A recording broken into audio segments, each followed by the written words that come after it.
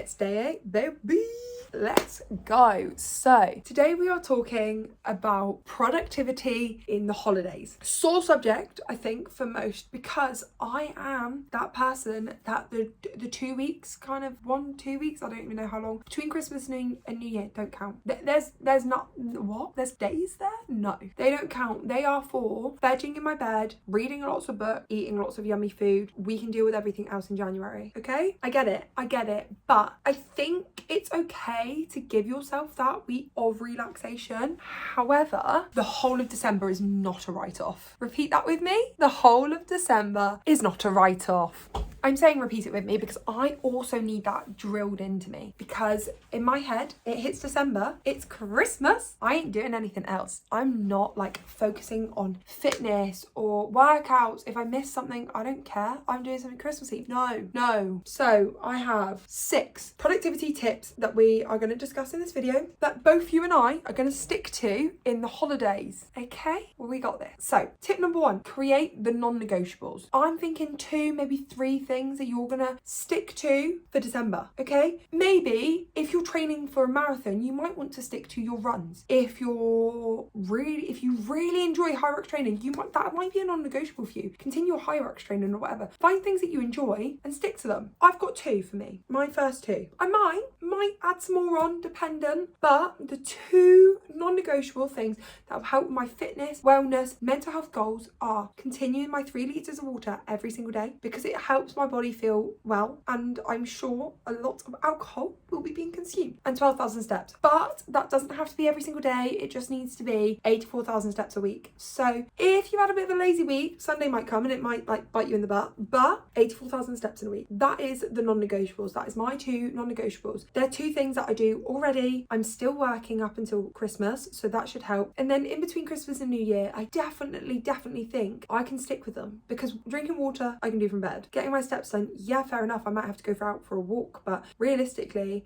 put a nice audiobook on, get myself out for a cozy crispy walk, I'm fine, because I'm still going to want to see my friends and stuff like that. So those are my 2 non-negotiables. Second thing, keep yourself reliable, okay? Christmas is that time of year where everyone feels like they have to see family that they don't like. They have to speak to people they don't want to see. Well, people are busy, okay? All your friends that normally keep you accountable are busy. People you normally go to the gym with are busy. Keep yourself accountable. You've picked your non-negotiables, now stick to them. I have my habit tracker on my phone. I fill that in. If I fall behind, I will catch up. That is how I keep myself accountable. By December 31st, I want 100% achievement on all my goals this year. At the moment, I am on track to achieve that in terms of my healthy habit. I'm on track to achieve that because I've caught up each time I fall behind. Keep yourself accountable. The more you keep sticking to your own promises, the more reliable you will be towards other people. You can trust yourself, you can trust in others better. You need to keep yourself reliable. Whether that is you just have one friend, or you create a group chat that you all share your non-negotiables in, and then every day in the evening you do a check-in, say my 2 non-negotiables. Say if my friends and I create a group chat, I will share my 2 non-negotiables of 3 litres of water, 12,000 steps. I can then share into the group chat, do you know what, girls, 8 o'clock at night and I've just achieved both. Or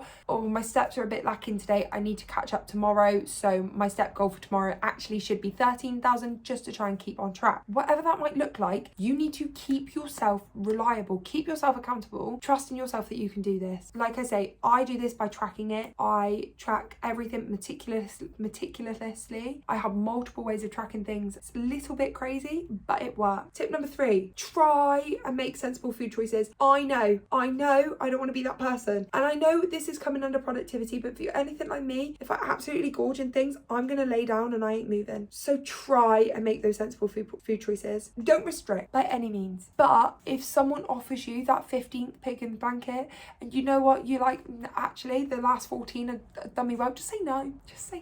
Try and just be mindful of what you're eating. Don't just think, F it, it's Christmas, I'm going to eat whatever I want. I personally am going to try and go into the Christmas period of trying to keep as much as I can to my meal plan. Yeah, don't get me wrong. Christmas Eve, we have a Christmas Eve party. We get a buffet. I eat too much. Christmas Day, I will have a fat roast and probably have chocolate for breakfast. Okay, that's fine. It's a couple of days. There are a few days which I'll create an exception, but I will also try to be mindful. I'll try not to just, if we're passing around the quality streets, to be feeling full and a bit sick and be like, do you know what, actually I need another chocolate, because I don't. No one does when you're feeling like that. My other thing is just having clear to-do lists made daily. Whether that is literally just today, actually, I really just want to sit down and take 5 minutes out for myself. I want to read 2 chapters of my book. I want to get a really banging picture of my Christmas Day outfit. Whatever that might be, each day just pick. I generally try to pick 3 things that I want to do that day, but if it's like Christmas Day, for instance, I don't want to be picking 3 things to do that day. I might just pick 1. I might just say, do you know what, actually, this is one thing that I have to do to make this day a success. Because every day you tick something off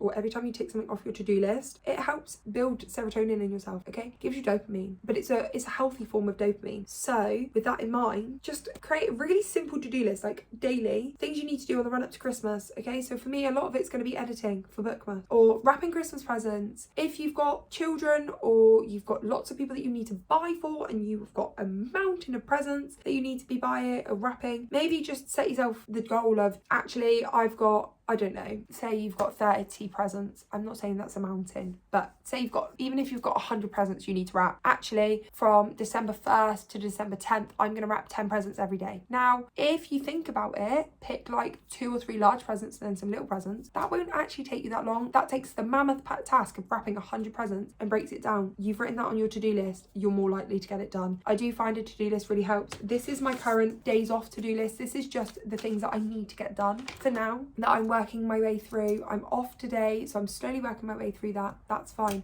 if you have like an overall to-do list, but what I would normally do if I knew I was having a day off, it's hard when you're on supply, but if you know you've got like a certain time, or if you can create like a December time, like December to-do list of all the things you need to get done in December, whether that be wrapping presents, editing videos, going to see family members, buying Christmas cards, writing the Christmas cards, whatever that might be. December comes with a lot of things that you need to do, a lot of the nitty gritty, itty, like horrible bits and pieces that you need to do. Get it on a to-do list, and then each day just pick 1 or 2 things that you want to get done depending on your time. Some days, you know what, you're like, oh, I've got work all day, then I need to come home, get ready for a Christmas party, or I've got a family out, a meal out or whatever. Now, one thing I will say is that meal out should be on your to-do list, okay? The one thing I won't say is write work on there, because you do that, that's like life. But having any social plans on there, that can just be then transported. That's one of your things. Pick another thing that you might do, that even if you have to wake up like 10 minutes earlier just to write a couple of Christmas cards or whatever, you can do that. I always find as well, using lunch breaks or like breaks at work really effective for things, especially as I do have to do a lot of reading for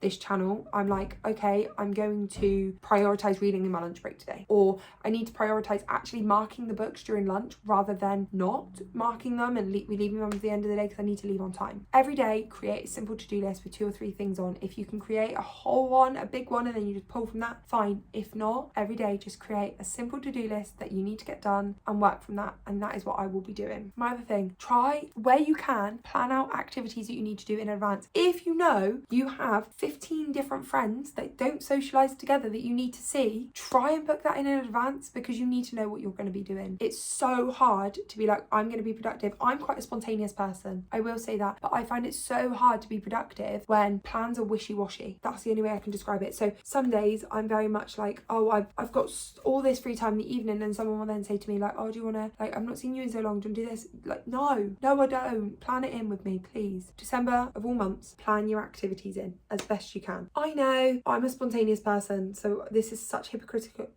hypocritical of me. There are key activities, there are key events that you need to get locked in. You need to make sure everyone's calendars align, get them booked in as far in advance as you can, and just get going. in, because that way you know what pockets of time you've got to be productive. You know kind of what pockets of time you can slot just a 5-minute yoga into, or whatever that might look like. You can plan in advance. And the last thing I will say is just accept that, do you know what, things will look different. Enjoy it. This is the one time of year we get a month of joy, festivities, and I know not for everyone this isn't a happy time of year, and for that I appreciate that you guys are clicking on this video, but try and accept that life looks different. People celebrate in different ways. You can't always do everything you need to get done. The world will keep turning if you don't complete your to-do list. That is something that I've had to accept, but the world keeps turning if I don't get something out on time. The world keeps turning if I don't quite hit my steps for the day. Accept it will look different. Go into it, give yourself grace, give yourself the kind of time you need to reflect on that. Enjoy it. Enjoy Christmas because you deserve it. And yeah,